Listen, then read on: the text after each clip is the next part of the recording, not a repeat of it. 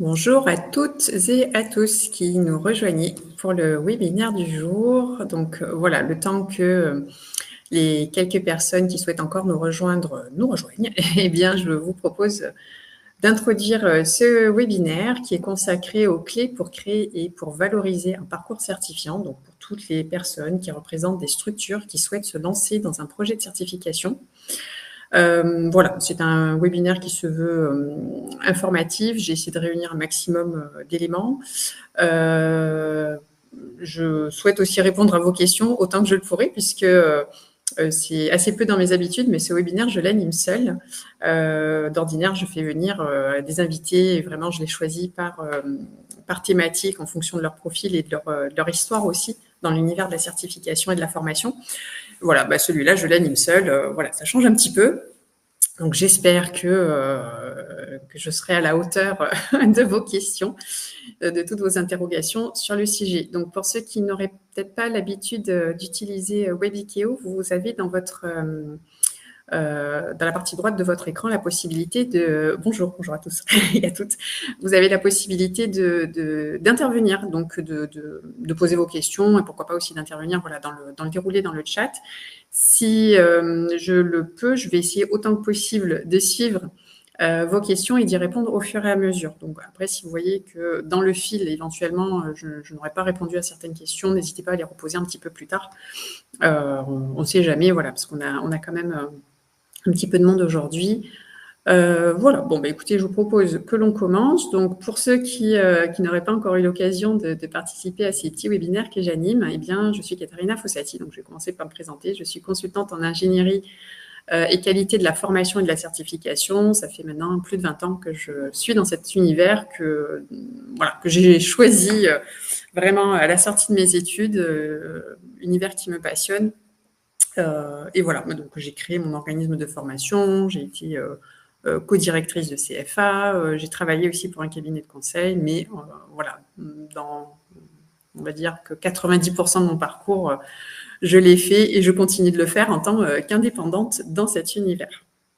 Voilà, donc le sujet du jour va se découper en un petit programme que j'ai divisé en 4. Donc, une première partie, on va faire des petits rappels sur ce qu'est une certification. Encore une fois, alors pour les habitués, ça va être un peu de la redite, mais il me semble important de commencer par planter un petit peu le décor avant de poursuivre sur une simple question de savoir à qui s'adresse cette démarche de la certification. Est-ce qu'il n'y a que les organismes de formation qui peuvent se lancer? Et on verra que non, ce n'est pas le cas. Nous parlerons ensuite de petits apports pour voir un petit peu comment on peut se lancer dans ce projet en toute connaissance de cause pour éviter aussi certaines erreurs. Et donc, ça nous permettra d'achever ce webinaire sur les bonnes pratiques et les points de vigilance à observer pour, encore une fois, se lancer sereinement.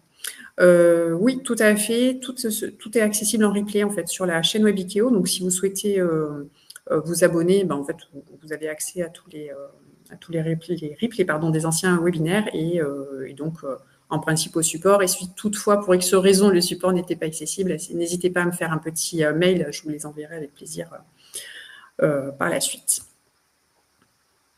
Alors, commençons par la question, qu'est-ce qu'une certification? Donc, petit point de rappel, sinon il faudrait plusieurs heures pour faire un cours magistral ou une formation même sur la certification. Donc là, c'est vraiment quelques points de repère. Donc la certification, en tout cas en France et au sens de France Compétences, relève de 2 répertoires. France Compétences est un organisme qui chapeaute, entre autres attributions, hein, les attributions de France Compétences sont nombreuses, mais pour ce qui nous intéresse aujourd'hui, c'est un organisme qui va chapeauter 2 répertoires, les répertoires nationaux. Donc le premier, le RS, alors le nom complet c'est RSCH, répertoire spécifique des certifications et des habilitations, et le RNCP, répertoire national des certifications professionnelles. Donc ce sont des répertoires qui enregistrent des certifications. On va voir par la suite leurs petites spécificités. Enfin, petite, tout est relatif. En enregistrant ces certifications de manière officielle, donne la visibilité à ces certifications, en font des vrais repères fiables pour tous les acteurs du marché du travail et donc leur confère une reconnaissance, alors soit de métier, soit de compétences, sur le marché du travail français. L'une des erreurs qui est assez courante et que j'observe, et je devrais dire que l'on observe, nous consultants, quand on accompagne des organismes, c'est souvent cette confusion qui est faite et qui est presque assez normale quand on est à la base organisme de formation et qu'on veut aller vers la certification, mais pas que. Il n'y a pas que les organismes de formation qui font cette erreur. Donc, c'est la confusion entre certification et formation. La certification, ce n'est pas la formation. Il y a un vrai lien entre les deux, une imbrication. Si on fait très simple, très rapide, la formation est la phase qui va permettre d'acquérir des compétences via les objectifs de formation professionnelle continue. Donc, d'acquérir des compétences que l'on va ensuite faire évaluer par un jury indépendant qui va s'assurer que l'on maîtrise ces compétences. Et ça, c'est la partie certificative. Donc, tout ce qui est relatif à l'évaluation des compétences professionnelles, via des examens, des écrits, des oraux, on peut avoir toutes sortes de modalités d'évaluation, et bien ça c'est propre à la certification. Donc la formation prépare à la certification, ce sont deux phases bien séparées dans les parcours. Donc voilà, si on fait un petit, comment dire, un petit champ lexical de la formation et de la certification, eh bien on va retrouver dans la formation un programme avec un séquençage pédagogique. Alors, pour ceux qui sont familiers du RNQ Calliope, forcément, ça va leur parler, parce que c'est des notions que l'on retrouve à travers les différents indicateurs. On va parler de formateur, on va parler d'évaluation formative. Donc, tout au long du processus de formation, le formateur va s'assurer que l'apprenant a intégré certaines notions, il se les a appropriées, il est capable de les mettre en œuvre. Voilà. Donc, ça fait partie des évaluations formatives. On va avoir aussi des feuilles d'émargement pour s'assurer que les apprenants apportent la preuve qu'ils étaient bien présents au cours des différentes phases d'apprentissage. Là où dans la certification, on va avoir un autre jargon, forcément, parce que c'est un univers un petit peu différent. Donc, on va parler de référentiel de compétences qui va recenser les compétences qu'il faut maîtriser pour être titulaire de la certification, compétences que l'on va potentiellement acquérir au cours de la formation. On va avoir la définition de modalités d'évaluation certificative, donc la nature des examens, encore une fois, ce que je vous disais tout à l'heure, des écrits, des oraux, des modalités d'examen qui se doivent d'être au plus près de la, enfin aussi le plus près possible de la réalité.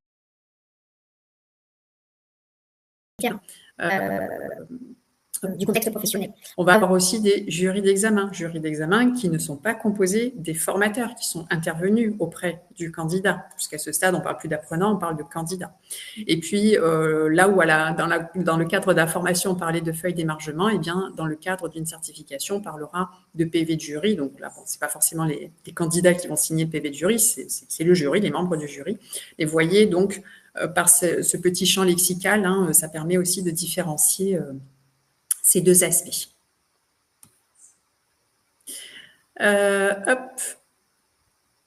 Voilà, donc petit mémo à présent sur la différence, encore une fois, ce sont vraiment les différences majeures que je relate ici entre les deux répertoires. Eh bien, le RNCP va concerner les métiers ou groupes de métiers homogènes. Donc, on va retrouver dans ce répertoire national des certifications professionnelles les titres des ministères et des organismes privés, les CQP, les TFP aussi, les titres formation professionnelle, qui, comme je viens de le dire, en fait, concernent des métiers. Donc, à partir du moment où on a une appellation toiletteur canin, boulanger-pâtissier, expert comptable, voilà. Quand on est sur une appellation métier et avec tout ce que ça suppose à l'intérieur, pour pouvoir exercer un métier, on doit couvrir un ensemble assez important de compétences qui vont être regroupées sous des blocs de compétences.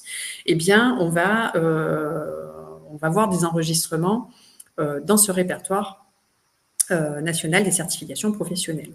Ces enregistrements doivent répondre à 9 critères. Il y a 9 critères à respecter, notamment pour constituer le dossier et pour répondre aux exigences de ce répertoire. L'autre répertoire, RSCH, donc on appelle souvent le RS, c'est plus simple, répertoire spécifique, lui, il va rassembler 3 types de certifications, donc les habilitations, tout ce qui relève des normes de marché, les compétences complémentaires un métier et les compétences transversales. Donc là encore, je donne des exemples très simples pour avoir ces repères. Quand on va parler de compétences complémentaires à un métier, eh bien, on va avoir par exemple des compétences en termes de prospection téléphonique, admettons, pour les métiers de commerciaux ou pour les dirigeants de TPE, PME. Voilà. Donc, c'est vraiment des compétences qui vont être propres à un métier. Quoique là, j'ai cité un exemple qui pourrait être transversal selon l'angle sur lequel on le voit. Mais pour bien comprendre, je vais vous donner un autre exemple sur les compétences transversales. Si on parle de la maîtrise d'une langue étrangère, eh bien là, selon le cadre, l'environnement, eh bien, on se rend compte que finalement, quel que soit le poste, enfin, en tout cas dans la grande majorité de leurs cas, il se peut que j'ai besoin, par exemple, de savoir parler anglais. Et donc là, on va parler de compétences transversales. Donc la grande différence entre ces deux répertoires, c'est que le premier enregistre un métier avec un ensemble de blocs de compétences qui permet de couvrir l'ensemble du métier, là où l'autre répertoire, le RS, ne va concerner que l'un de ces blocs, voire un morceau de l'un des blocs, et surtout va apporter une valeur ajoutée à ces métiers qui sont déjà enregistrés. C'est vraiment une corde qu'on va rajouter, une ou des cordes que l'on va rajouter à son arc métier. Et donc, pardon, juste par rapport au nombre de critères, là, on n'est pas sur 9 critères, contrairement au RNCP, mais sur 6 critères à respecter lors de la constitution de la demande d'enregistrement auprès de ce répertoire. On va revenir un petit peu plus tard sur ces critères. Et donc là, la question qu'il convient de se poser à présent, c'est pourquoi vouloir s'engager dans la démarche certificative? Parce que, alors ça c'est un peu notre quotidien aussi de consultant, on nous contacte régulièrement pour dire voilà, on aimerait se lancer dans un projet de certification pour faire reconnaître des compétences, pour faire reconnaître un métier, ou tout simplement pour renouveler une certification que l'on avait déjà enregistrée et qui doit continuer de vivre. Et puis parfois, on a aussi des questions, enfin une approche beaucoup plus terre à terre et que nous comprenons, il n'y a pas de souci là-dessus, mais qui parfois peut lancer aussi un petit peu des alertes, qui est moi, je veux que ma formation elle soit éligible CPF. Alors, on comprend comment dire, la démarche, l'articulation, l'enjeu financier qu'il peut y avoir derrière, mais il faut bien comprendre que ça va largement au-delà de faire un dossier administratif, déposer ça au répertoire, attendre quelques mois et puis hop, se retrouver avec une formation qui va pouvoir être éligible à plein de prise en charge, possible, très bien. Mais ça va au-delà. Quand on devient certificateur, eh bien, on a des contraintes, des contreparties, des obligations qu'il faut respecter, et c'est bien heureux, bien normal. Et donc, il faut en tenir compte, bien se poser les bonnes questions avant de se lancer dans quelconque démarche. Devenir certificateur, c'est... alors, il n'y a pas forcément d'ordre dans ces points. Voilà, ça fait partie des choses qu'il faut avoir à l'esprit. C'est donc, dans un premier temps, valider des compétences. Ça veut dire qu'en tant que certificateur, on devient le garant, quelque part, de valider des compétences, de les vérifier, c'est-à-dire d'organiser des jurys d'examen, puisque si, par exemple, je suis formatrice dans mon organisme de formation, je veux devenir certificateur et je veux évaluer mes apprenants, en soi, ce n'est pas possible parce que la logique d'impartialité ne sera pas respectée. Donc, il va falloir que je mobilise des professionnels de mon champ de compétences pour évaluer les candidats. Donc, on voit que on est dans un process qui va permettre d'apporter cette garantie, d'apporter des repères aux différents acteurs du marché du travail, à des employeurs, potentiellement aux clients des titulaires, pourquoi pas aussi pour avoir une certaine légitimité sur le marché du travail. Donc, vous voyez, là, j'espère en tout cas, si ce n'était pas le cas, qu'il y a déjà une meilleure compréhension de ce à quoi ça engage quand on devient certificateur. Le certificateur va également devoir gérer et contrôler les différentes parties prenantes. Contrôler, par exemple, les jurys d'examen, puisqu'on vient d'en parler. Contrôler les candidats. Alors, quand je dis contrôler les candidats, potentiellement, selon les modalités d'évaluation que l'on met en place, si on organise une session d'examen avec des candidats dans une salle qui doivent composer à partir d'un sujet, eh bien, il faudra s'assurer que tout est prévu pour éviter, par exemple, des fraudes. De la même façon, si le candidat doit remettre un support, et bien que ce support ne soit pas le résultat d'une recherche totale, d'une aide totale de l'intelligence artificielle. Je ne donne ceci qu'à titre complètement indicatif et d'exemple, mais pour bien comprendre qu'on doit gérer, on doit contrôler. On doit contrôler également son réseau de partenaires habilités, si on a choisi d'avoir un réseau de partenaires. On y reviendra également un petit peu plus loin. On doit également rendre des comptes, puisque ayant notamment accès au CPF pour rendre les formations qui sont rattachées à la certification éligible donc, au CPF, eh bien, derrière, il va falloir rendre des comptes à différentes instances, notamment en procédant à ce qu'on appelle l'accrochage. Donc, il va falloir déclarer les titulaires de la certification au système informatique du CPF. Et puis, il va falloir aussi démontrer le suivi de l'insertion professionnelle de ces titulaires. Que sont-ils devenus une fois qu'ils ont obtenu le titre de géomètre, par exemple? Voilà. Que sont-ils devenus? Comment se sont-ils insérés sur le marché du travail? Et donc, cela implique qu'il va falloir étudier et analyser en permanence le marché du travail, l'insertion professionnelle de nos titulaires et voir si les compétences qu'on leur a validées sont toujours en adéquation avec les besoins du marché du travail.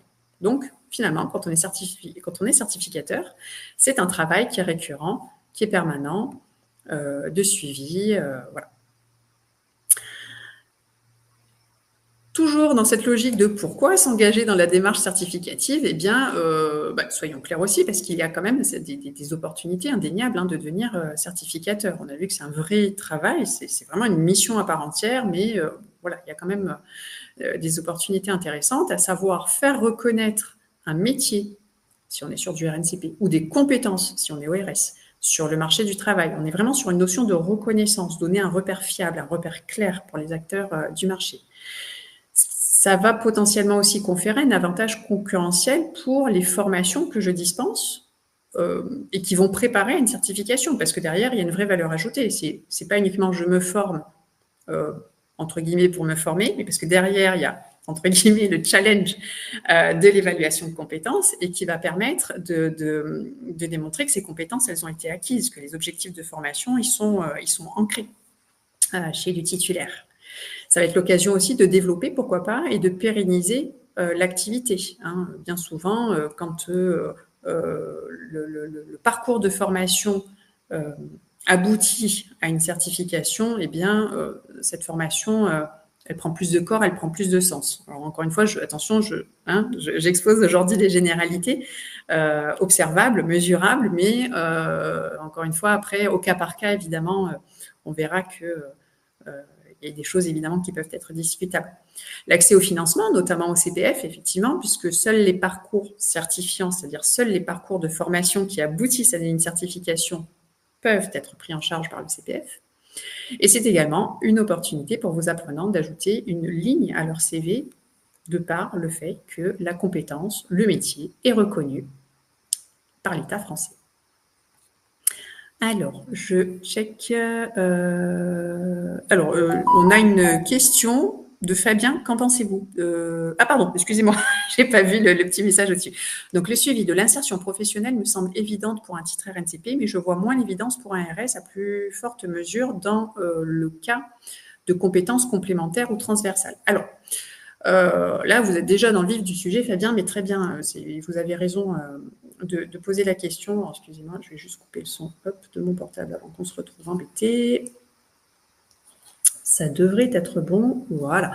Alors, on n'est pas tout à fait sur, effectivement, la même notion de suivi d'insertion professionnelle. C'est-à-dire que quand on est dans le cadre du RNCP, effectivement, alors là, c'est clairement imposé. France Compétences fournit un tableau, une espèce de trame Excel, sur laquelle on va compléter le suivi de l'insertion professionnelle. Ça veut dire que pour chacun des titulaires de notre titre, il va falloir, de manière régulière, à fréquence régulière, donc d'abord à 6 mois, et puis ensuite, après, on peut définir une fréquence, par exemple, tous les ans, où on va suivre les titulaires pour leur demander où ils en sont. Est-ce qu'ils sont toujours dans le métier visés par le titre qu'ils ont obtenu, quel type de poste ils occupent, est-ce que c'est un temps plein, est-ce que c'est un temps partiel, le niveau de rémunération, etc., etc.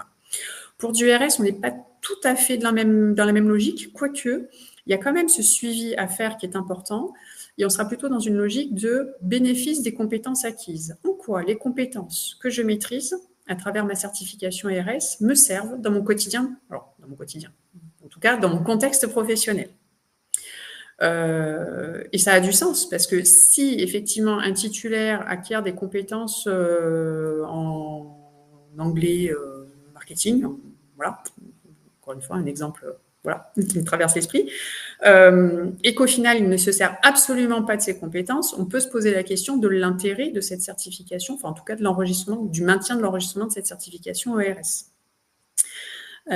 Donc voilà, j'espère avoir répondu à votre question, mais n'hésitez pas, si vous voulez qu'on poursuive sur ce sujet. Je continue à dérouler mes petites slides parce que j'ai encore pas mal de choses à dire, mais vraiment, comme vous l'avez fait, n'hésitez pas à continuer à poser des questions. Donc abordons à présent le petit point, c'est très rapide, de savoir à qui s'adresse cette démarche, qui va se lancer dans la perspective de créer une certification. Eh bien, contrairement à ce que pensent souvent, en tout cas ce que pensent souvent les personnes qui me sollicitent, ce n'est pas réservé aux organismes de formation. Peut devenir certificateur, effectivement, des entreprises, des porteurs de projets d'une certification RS et RNCP au sens large, parce qu'il peut s'agir aussi de branches professionnelles, il peut s'agir d'associations, il peut s'agir évidemment d'organismes de formation, enfin voilà. Donc en fait, c'est vraiment ouvert à tout porteur de projet, quelle que soit finalement la taille de ce dernier. En revanche, il y a quand même, encore une fois, certaines conditions, une certaine logique derrière tout ça. C'est que pour devenir certificateur, il va falloir donc monter un dossier auprès de France Compétences et il va falloir démontrer qu'on a notamment une expertise, un champ d'expertise, une légitimité pour pouvoir devenir certificateur. Parce qu'à partir du moment où on va mettre en place, on va rédiger des compétences, on va mobiliser des jurys, on va mettre en place tout ce qu'il faut pour évaluer les compétences, etc. En fait, si on ne maîtrise pas le sujet, ça n'a que peu de sens. Il va falloir démontrer aussi le respect de la réglementation qui encadre le métier, ou en tout cas les compétences relatives au métier, le cas échéant. Tous les métiers ne sont pas réglementés, mais par exemple, si on crée une certification en expertise comptable, il va de soi qu'on le fera dans le plus strict respect de la réglementation, dans les compétences que l'on va transmettre. On va aussi déployer une démarche certificative avant de constituer le dossier. Ça, c'est aussi un point clé qui revient régulièrement, parce qu'on me pose souvent cette question. Oui, mais moi, j'attends d'être enregistrée chez France Compétences pour pouvoir déployer ma certification. Oui, mais en fait, non, c'est pas comme ça que ça se passe. Il faut montrer, encore une fois, on parle de légitimité, il faut montrer qu'on est en mesure de déployer cette démarche, donc il faut la mettre en œuvre avant de déposer le dossier pour bien montrer que non seulement on a compris comment tout ça va fonctionner, mais en plus, la machine est rodée et que on arrive à organiser des jurys d'examen régulièrement, que les sujets sont compris de tous, que la durée des examens est fiable, qu'en cas de dysfonctionnement, on est capable de réagir, etc., etc. Et donc, il va falloir démontrer dans ce dossier la volonté de contribuer au repère du marché du travail. Je parlais juste tout à l'heure, excusez-moi, de la démonstration de l'expertise de la légitimité. Ça peut se faire aussi à travers un réseau d'experts qu'on aura mobilisé. Donc, on s'entoure aussi des bonnes personnes, des experts, des bons profils pour nous aider à monter le projet. Ça, c'est aussi une possibilité.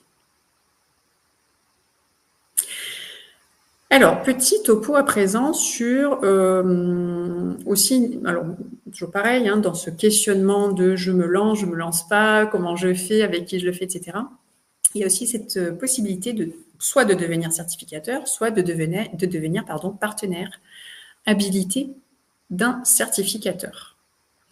Alors, si je veux moi-même devenir certificateur, que vais-je devoir faire? Eh bien, il va falloir que je mette en place, que je crée mon dispositif certificatif, donc que je crée un référentiel de compétences et d'évaluation, qu'ensuite je vais mettre en œuvre de manière effective. Encore une fois, parce qu'il faut que je démontre à France Compétences que j'ai compris et que je sais mettre en œuvre mon processus certificatif. Il va falloir que je rédige une note d'opportunité économique et sociale du projet. Note d'opportunité, alors bon, moi j'ai l'habitude de comparer ça à une espèce de note d'opportunité, excusez-moi, de rédaction géante. Oui, géante, parce qu'en général, il y a des choses à dire, mais il n'y a pas un nombre de pages défini, parce que bien souvent on me dit, oh là là, mais ma note d'opportunité, elle va faire que 10 pages, ou ma note d'opportunité, elle fait déjà 150 pages. Ben, en fait, j'ai envie de dire, si le contenu est pertinent et solide, c'est pas le nombre de pages qui compte, c'est la démonstration, et vraiment tout est dit dans cet intitulé de ce livrable, appelons-le comme ça. On rédige une note d'opportunité, on démontre l'opportunité économique et sociale du projet. Donc l'intérêt qu'a cette certification d'exister. On va démontrer également la valeur d'usage. C'est ce dont on parlait tout à l'heure, je crois, avec la question de Fabien. On va démontrer qu'on a, alors former c'est une chose, mais surtout évaluer un certain nombre de personnes, que ces personnes utilisent les compétences acquises et on va les faire parler, par exemple, à travers des lettres de témoignage où elles vont exprimer l'intérêt qu'elles ont eu de valider leurs compétences, ou en tout cas la manière dont elles utilisent leurs compétences dans leur contexte professionnel. Et puis, on va livrer également une procédure d'assurance qualité ou un règlement d'évaluation, alors peu importe le nom qu'on lui donne, mais un document dans lequel on va cadrer tout ça.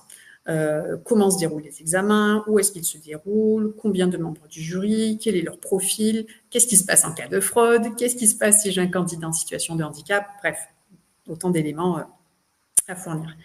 Et si on souhaite déployer un réseau de partenaires, eh bien, on va fournir une convention de partenariat qu'on va fournir au dossier. Et si on n'est pas tout seul à se lancer, qu'on ait plusieurs co-certificateurs à porter le projet de certification, eh bien, on fournira également un document. Alors, encore une fois, ça c'est le nom que je lui donne, mais peu importe, une convention de co-certification, donc quelque chose qui encadre la relation entre co-certificateurs.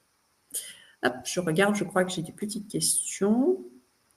Alors, cette démarche certificative n'est-elle valable que pour le RS et pas... Alors, si, la démarche certificative, elle est valable pour les deux répertoires. C'est totalement valable pour les deux. D'ailleurs, je vous ai fait une petite slide après qui présente finalement la même chose pour le RNCP. Vous verrez que c'est sensiblement similaire. Bon, il y a des petites choses en plus pour le RNCP. Combien de personnes pour la valeur d'usage? Alors ça, c'est une grande question, Gaëlle. Il n'y a pas de... Ce serait trop beau pour être vrai. Je fais un petit clin d'œil à France Compétences. Combien de personnes pour la valeur d'usage? En fait, il n'y a pas de réponse préconçue. Pour la simple et bonne raison que tout dépend du sujet aussi de votre certification. Tout simplement parce que si vous êtes, par exemple, sur un secteur d'activité, en fait, sur une certification de niche, vraiment sur un sujet très, très précis, très, très pointu, eh bien, il est plutôt logique d'avoir un nombre de personnes assez restreint. Inversement, si on est sur un sujet très large comme la communication, le marketing, qui a le vent en poupe, et parce qu'il y a aussi peut-être des besoins particulièrement importants sur le marché du travail, on pourrait s'attendre à avoir une valeur d'usage, ou en tout cas côté RNCP, une insertion professionnelle plus importante. Mais encore une fois, c'est pas tant ça qui va être radicalement le plus important, je vais dire, pour le dossier. Il faut qu'il y ait une valeur d'usage. De là à dire si on en a 10, si on en a 20, si on en a 50, c'est mieux. Il vaut mieux en avoir 10 avec une utilisation vraiment qualitative et effective des compétences acquises plutôt que 50, et puis finalement se rendre compte que sur les 50, soit on n'est pas dans la cible, donc des personnes à qui s'adresse la certification, soit finalement on n'exploite pas du tout les compétences acquises. Voilà, donc je suis désolée de répondre un peu de manière détournée à cette question, mais en fait c'est une réalité, donc voilà, il n'y a malheureusement pas de réponse établie. Oui, et donc, pour reprendre le fil, donc concernant les critères d'examen de France Compétences, pour intégrer le RS, eh bien, il y a 6 critères à respecter. Donc, je vais passer assez rapidement sur ces 6 critères. Vous avez le support, évidemment, que vous pouvez consulter. Ces critères sont également consultables sur le site de France Compétences. Il y en a plein de sources aussi, hein. Ce qui est important à noter, c'est que l'ordre de ces critères a quand même son importance. Donc, il faut être particulièrement vigilant sur le... Alors, ils sont tous importants. Je vais essayer de ne pas faire de bêtises dans ce que je vais dire. Ils sont tous importants. Mais l'ordre dans lequel ils ont été annoncés, certainement, leur donne un degré d'importance du plus important au moins important. On va le dire comme ça, avec beaucoup de précautions. Le premier critère, c'est l'adéquation des connaissances et des compétences visées par rapport aux besoins du marché du travail. En dessous, je vous ai mis les petites questions que ça soulève. Quelle est la cible? Qui est concerné par cette certification? Combien de personnes ou comment les personnes utilisent les compétences de cette certification? Est-ce que j'ai fait une analyse de marché? Est-ce que j'ai bien identifié les besoins sur le marché du travail? Une certification n'a de sens que si elle répond à un besoin, à des besoins sur le marché du travail, d'où la nécessité de faire cette analyse. Ensuite, la qualité des référentiels de compétences. Les référentiels de compétences, quand vous consultez, par exemple, sur le site de France Compétences, pour chaque fiche RS ou chaque fiche RNCP, tout en bas de la page de la fiche, vous avez un lien cliquable qui renvoie vers le tableau. Eh bien, c'est ce fameux tableau qu'il faut constituer avec une syntaxe, on va dire, de rédaction qui est propre à la rédaction en compétences, donc des référentiels. Dans ces référentiels, on va trouver alors là encore une fois, je fais au plus simple, on est sur du RS, on a les compétences professionnelles, les modalités d'évaluation, donc les types d'examens qui vont permettre d'évaluer les compétences et les critères d'évaluation qui doivent être les plus objectifs possibles. Troisième critère du RS, la mise en place de procédures de contrôle. Comment est-ce que je m'assure que mon processus certificatif, il est bien cadré et il est bien suivi, bien cadré. C'est ce que je disais tout à l'heure à propos de quels sont les membres du jury d'examen, qu'est-ce qui se passe en cas de fraude, combien de temps durent les épreuves, etc., etc. Quatrième critère, la prise en compte des contraintes légales et réglementaires. Aspect très important, puisqu'encore une fois, alors ça ne concerne pas tous les sujets, mais par exemple, si je veux faire une certification dans l'esthétique, la question que je dois me poser, c'est attention, est-ce que ce sur quoi va porter ma certification type RS ne doit être réservé qu'à des personnes qui sont titulaires d'abord, par exemple, d'un CAP ou en tout cas un diplôme dans l'esthétique, parce que il y a une réglementation autour des activités, autour du métier. Encore une fois, c'est un exemple. Le cas échéant, la cohérence de correspondance mise en place avec des blocs de compétences de certification professionnelle enregistrés au RNCP, ça veut dire que pour votre projet de RS, il va bien falloir vérifier. Alors, moi, je vous invite à faire systématiquement un bon benchmark de ce qui existe déjà en termes de certification enregistrée sur des sujets similaires, donc dans le même répertoire, au RS, donc pour déjà avoir une bonne vue de ce que font éventuellement d'autres certificateurs et voir comment vous pouvez aussi différencier votre projet de certification, puisque je précise que ce n'est pas parce qu'une certification est déjà enregistrée que ça vous bloque l'accès pour votre projet. Ça n'a rien à voir. C'est simplement que on ne va pas faire des copier-coller de référentiels. Surtout pas, ce n'est pas le but. Donc, on va apporter un angle différenciant. Et on va aussi faire un travail d'analyse des blocs de compétences de titre RNCP, donc on est dans l'autre répertoire, pour vérifier s'il n'y a pas des équivalences entre des blocs de compétences, c'est-à-dire des morceaux de RNCP et notre projet RS. Voilà. Je pense qu'il faudra que je consacre un webinaire juste sur ce sujet-là. Ça, on verra ultérieurement. Et enfin, le cas échéant, les modalités d'association de commissions paritaires nationales de l'emploi de branches professionnelles dans l'élaboration ou la validation de référentiels. Encore une fois, alors ça, vous voyez, il est en dernière position. C'est pas systématique, mais là, l'idée, c'est d'aller voir si on n'a pas si on peut aller chercher le soutien, notamment de branches professionnelles, pour soutenir notre projet de certification. Alors, je check les questions. Voilà, Gaëlle a simplement répondu merci. Je vous en prie, Gaëlle, avec plaisir. Voilà. Vous avez également un petit sondage qui est disponible auquel je vous invite à répondre. Moi, ça me donne aussi un petit repère sur où vous en êtes, ou en tout cas, est-ce que vous avez pour projet de vous lancer dans la rédaction d'un dossier de demande d'enregistrement ORS RNCP. Alice, est-ce qu'il est possible d'afficher le slide précédent? Oui, je peux le faire. Le voici. Voilà, les critères sont évidemment disponibles sur le site de France Compétences. Je n'invente rien, hein, ce sont les critères de chaque répertoire. Et le support vous sera également, il est mis à disposition, donc n'hésitez pas à le récupérer. Hop, j'avance. Je vous en prie, Alice. Côté RNCP, alors je ne vais pas relire l'intégralité des slides parce que vous allez voir qu'il y a quand même de gros points de similitude. Je vais juste mettre en avant les petits points différenciants. Donc on va se retrouver finalement à quelque chose près avec les mêmes livrables. Alors c'est moi qui emploie ce mot, hein, livrable, c'est par habitude je dis livrable, mais voilà, c'est élément du dossier, élément composant le dossier. Bon, peu importe le nom qu'on lui donne, mais voilà en tout cas ce qu'on va trouver dans le dossier RNCP. J'ai oublié une ligne. Je vous en présente mes excuses. La ligne VAE. Il faudra aussi intégrer parmi les éléments du dossier la démonstration de comment vous encadrez l'évaluation des acquis et de l'expérience.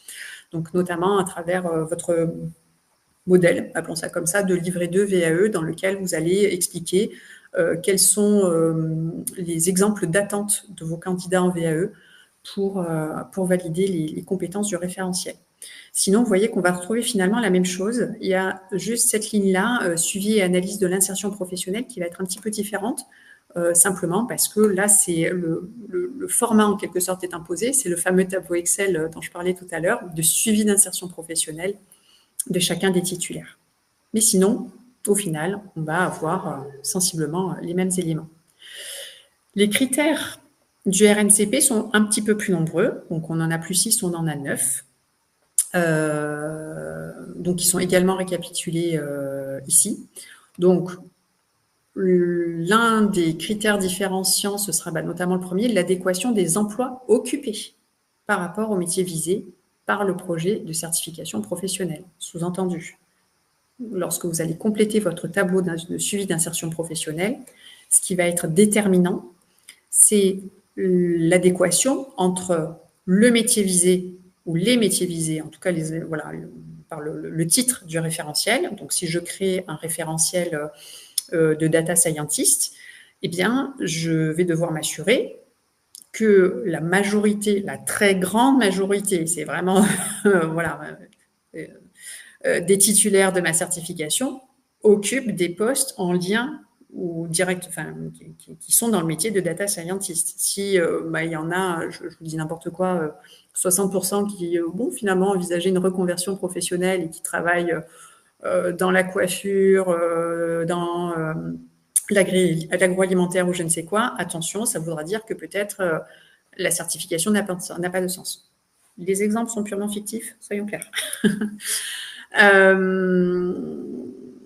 Voilà, donc ensuite, on a l'impact du projet de certification en matière d'accès et de retour à l'emploi, parce que, encore une fois, il faut que la certification ait du sens sur le marché du travail. Et puis après, on va retrouver des critères qu'on a déjà vus au RS, la qualité des référentiels, la mise en place de procédures de contrôle, la prise en compte des contraintes légales et réglementaires. Voilà, là, on a un critère qu'on n'avait pas dans l'autre répertoire, à savoir la VAE, donc la possibilité d'accéder au projet de certification par la VAE. Ce n'est pas une option, on doit pouvoir accéder à un métier par la validation des acquis et de l'expérience. On a également la cohérence des blocs de compétences constitutifs du projet de certification et de leurs modalités spécifiques d'évaluation. Effectivement, quand on crée un RNCP, un titre RNCP, pardon, Eh bien, on a dit tout à l'heure que ce métier doit être composé de plusieurs blocs de compétences.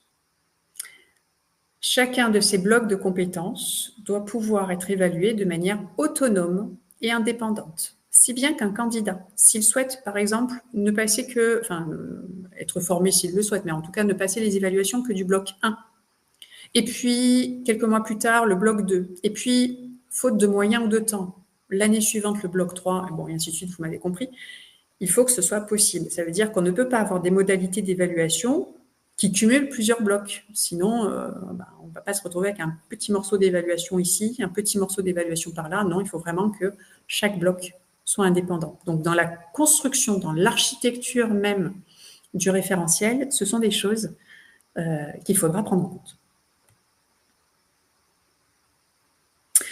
Voilà, on retrouve ici le cas échéant, parce que ce n'est pas systématique, mais si ça l'est en tout cas, l'identification et la cohérence, donc des correspondances totales ou partielles entre certifications équivalentes de même niveau de qualification entre blocs de compétences de votre projet et de ce qui existe déjà en fiche active au sein du RNCP.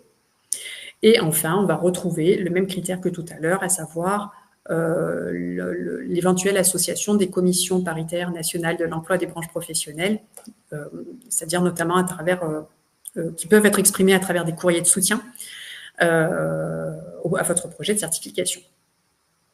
Donc voilà, hein, pour ce passage en revue un petit peu plus approfondi, bon, encore une fois, approfondi, tout est relatif, de ces différents critères des deux répertoires. Donc ça, c'est si on souhaite devenir certificateur. Maintenant, on pourrait aussi se dire, oula, la tâche me paraît ardue, ou j'ai pas le temps, ou j'ai pas les effectifs, bon, ou en tout cas, ça peut être une étape intermédiaire, eh bien, je pourrais commencer peut-être par être partenaire d'un certificateur. C'est-à-dire que quand on est certificateur, on a la possibilité de créer un réseau de partenaires et donc d'habiliter des partenaires soit à préparer à la certification, c'est-à-dire de former des apprenants en vue des évaluations, soit à organiser les épreuves certificatives, ou les deux. On peut faire aussi les deux, on peut cumuler les deux. Alors, ça, c'est à condition qu'une telle certification existe. Admettons, je veux créer une certification en crypto-monnaie. Ben oui, mais si je veux être partenaire, je veux être partenaire d'un certificateur en crypto-monnaie, déjà, la question, c'est est-ce qu'une telle certification existe et est-ce que ce certificateur serait d'accord pour que je fasse partie de son réseau de partenaires? Est-ce qu'il lui-même, il a envie de louer, si on utilise des termes assez terre-à-terre, c'est ça, est-ce qu'il a envie de déléguer ses actions à un réseau de partenaires? Voilà. Donc ça, il y a un travail de recherche, effectivement, pour voir déjà si c'est possible et surtout si ça existe. L'avantage quand on est partenaire d'un réseau, en tout cas d'un certificateur, c'est que ça confère au partenaire de la reconnaissance et de la visibilité à son offre de formation, à son établissement, et puis quelque part au sérieux de sa démarche, puisque ça va apporter une certaine garantie de qualité et de pertinence de la formation, puisque la formation va préparer à des évaluations de compétences qui elles-mêmes ont été identifiées et reconnu en tant que réponse à un besoin sur le marché du travail. Et l'avantage financier, c'est que les formations des partenaires pourront être prises en charge. Je dis bien les formations au niveau coût de formation, hein, elles pourront être prises en charge par les différents dispositifs, notamment le CPF. Alors, Isabelle demande quel est l'intérêt pour le certificateur, une rémunération fixe ou au pourcentage? Eh bien, ça dépend des certificateurs, Isabelle. En fait, alors France Compétences n'impose rien à ce niveau-là.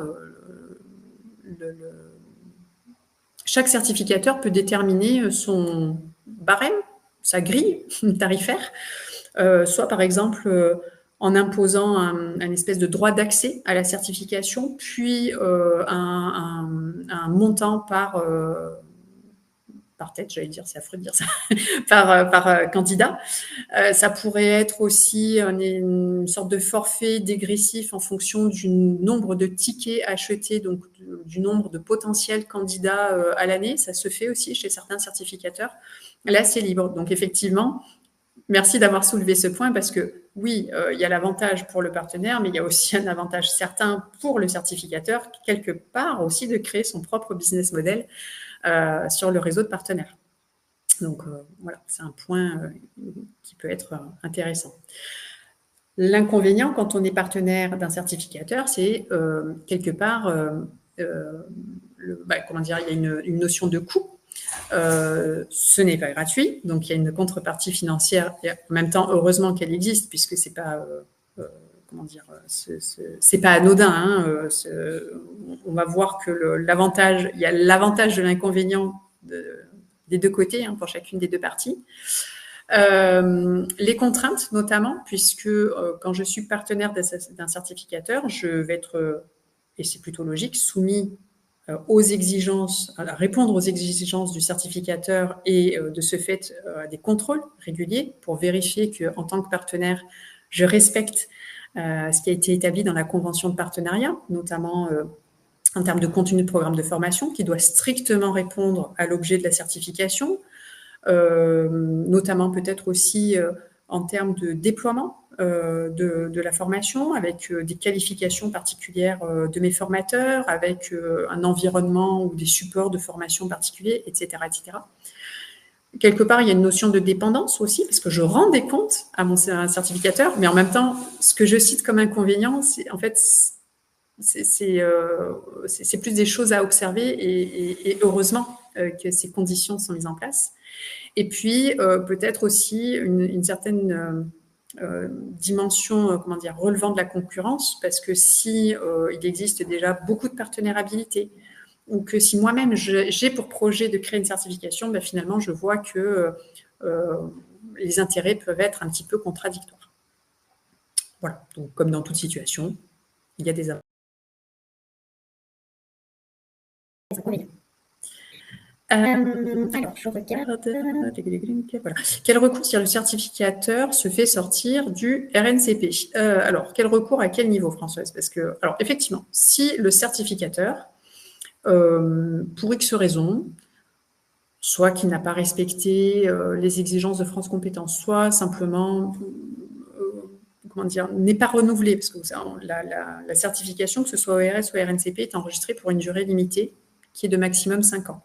À l'issue de la durée pour laquelle la certification a été octroyée, eh bien, il faut repositionner, renouveler sa demande d'enregistrement.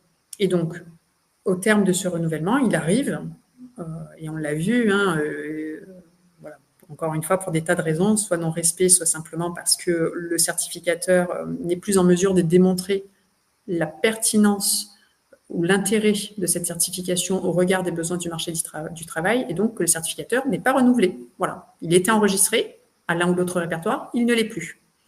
Eh bien, le réseau de partenaires qui louait le titre ou la certification ne peut plus l'utiliser, en tout cas plus celui-là. Il va falloir qu'il se tourne vers un autre certificateur, puisque en soi, voilà, si cette certification-là n'existe plus, il n'y aura plus d'examen, il n'y aura plus d'éligibilité, ni quoi que ce soit. Voilà. Donc, et l'inverse est vrai aussi, c'est-à-dire que pour le certificateur qui a créé un réseau de partenaires et dont il aurait un petit peu omis, ou si, par exemple, s'il s'est laissé déborder par le travail qu'engendre le contrôle des partenaires et que ces partenaires font un petit peu n'importe quoi, eh bien, lui, certificateur, eh bien, on peut lui retirer aussi sa certification. Donc, vous voyez, il y a vraiment un travail qui est conduit main dans la main. Il faut se faire confiance et en même temps, la confiance n'exclut pas le contrôle. Donc, voilà, c'est un cercle vertueux. Abordons à présent, je vois le temps qui tourne, le dernier point qui est donc s'engager dans la démarche, les bonnes pratiques et les points de vigilance. Donc, si vous souhaitez vous lancer dans une démarche certificative, attention à bien identifier les compétences professionnelles auxquelles vous préparez vos apprenants. D'accord? Donc, on n'est pas dans des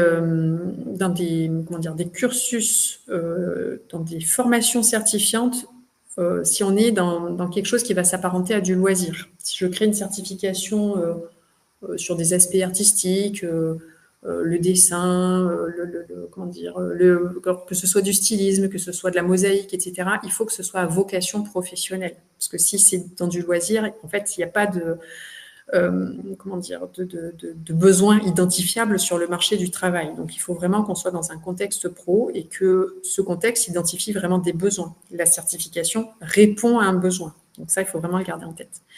Ensuite, on va vérifier l'adéquation de ces compétences avec donc, les besoins du marché du travail. On va analyser l'offre de certification existante pour voir quelles sont déjà les réponses qui ont été apportées. S'il y en a qui ont été apportées, quel champ elles couvrent. Comment, moi, avec mon projet, je peux compléter cette offre, ou en tout cas, comment est-ce que je vais pouvoir justifier qu'il y a un vrai besoin et que, entre guillemets, le marché de la certification n'est pas déjà saturé d'offres certificatives. Donc voilà, ça aussi, c'est un positionnement qu'il faut avoir. On va aussi, si on le souhaite, créer des partenariats. Ça n'a rien d'obligatoire, mais on peut l'envisager, soit parce que on a envie de créer un réseau pour montrer, encore une fois, le besoin, ou que l'union fait la force et qu'on va pouvoir, par exemple, couvrir un territoire géographique plus important. Encore une fois, ce ne sont que des exemples. On va démontrer qu'on a testé, qu'on a ajusté le dispositif certificatif. Donc, on l'a mis en œuvre, on l'a éprouvé, il fonctionne et on va pouvoir le démontrer.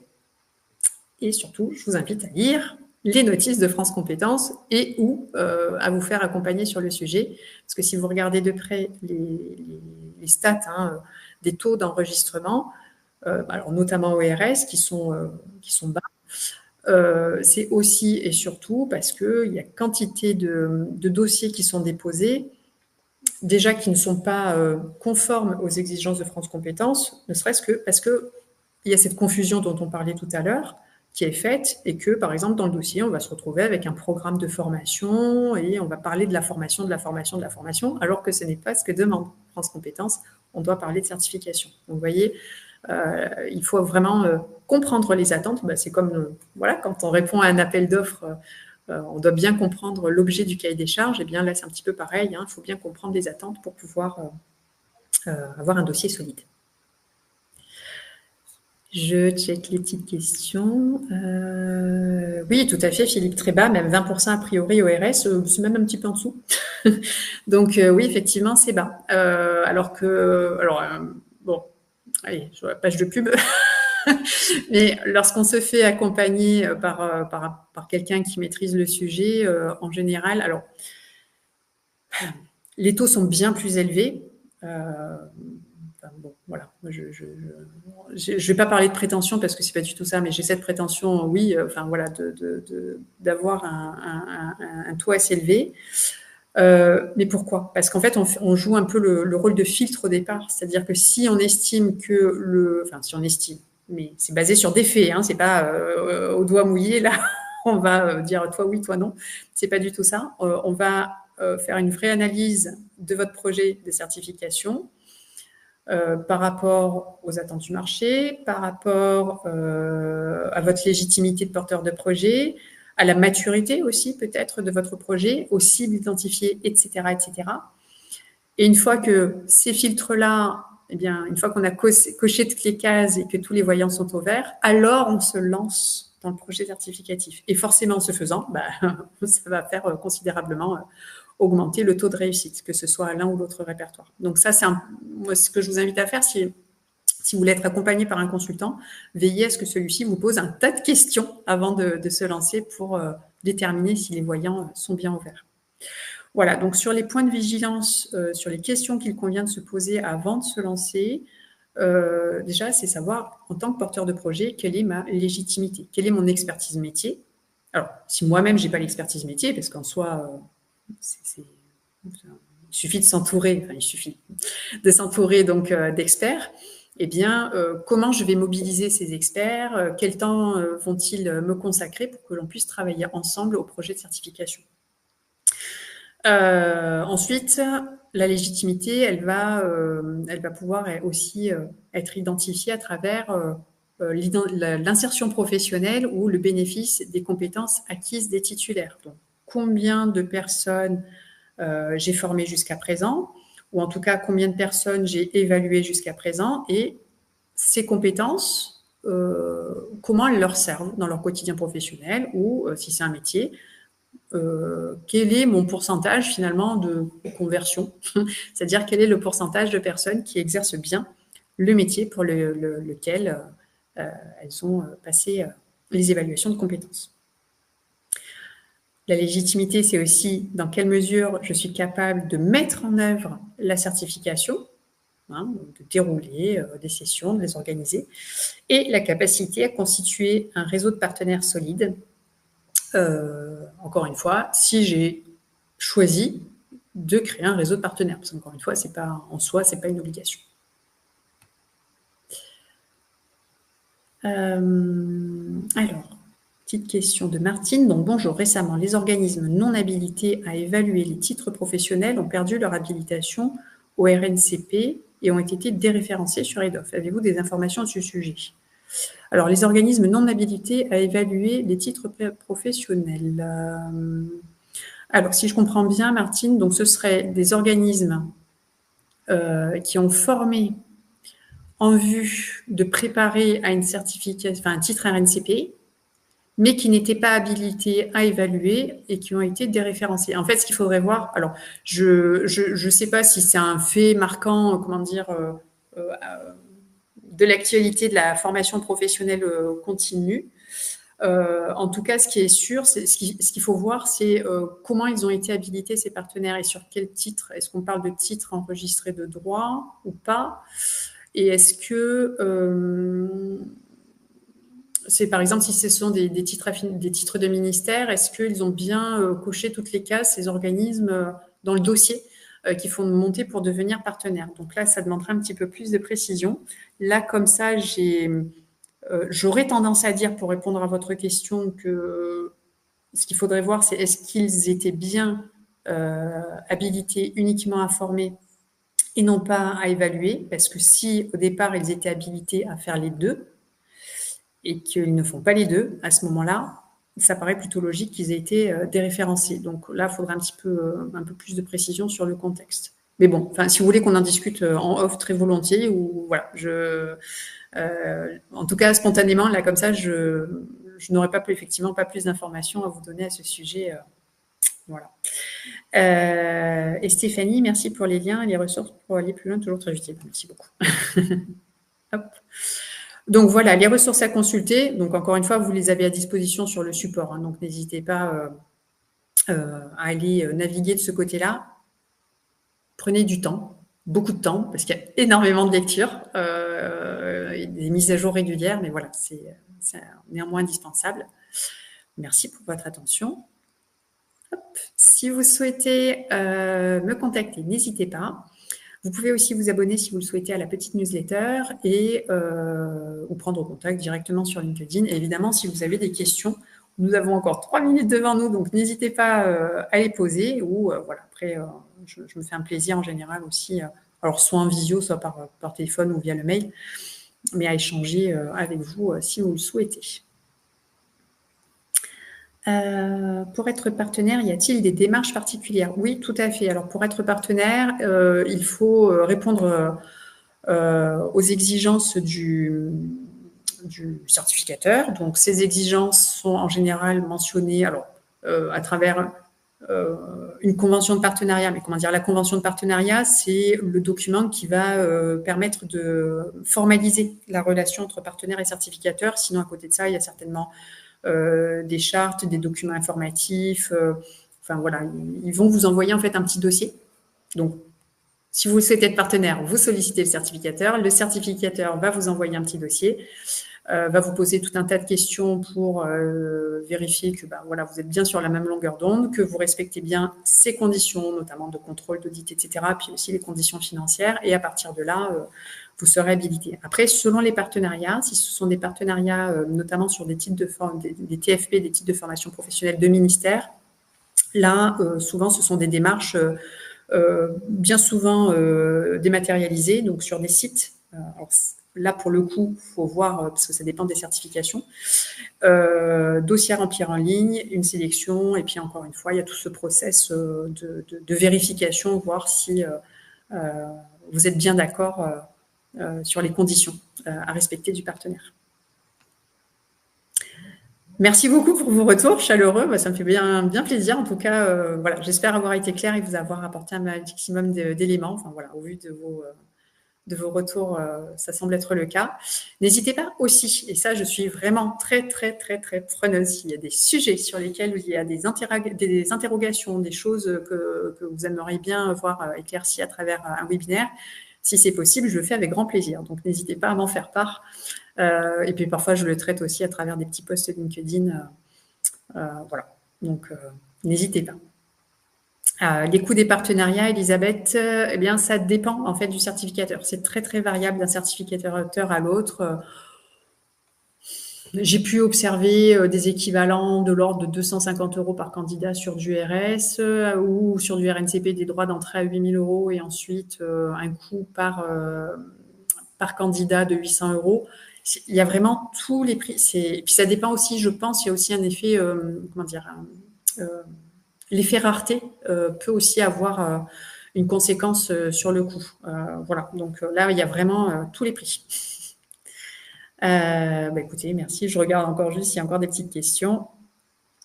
A priori, non. Écoutez, on est pile poil dans les temps. C'est juste parfait. Merci beaucoup pour votre présence, pour toutes vos questions. Et à très bientôt, je l'espère, dans un prochain webinaire ou en off, comme vous le souhaitez. À très bientôt.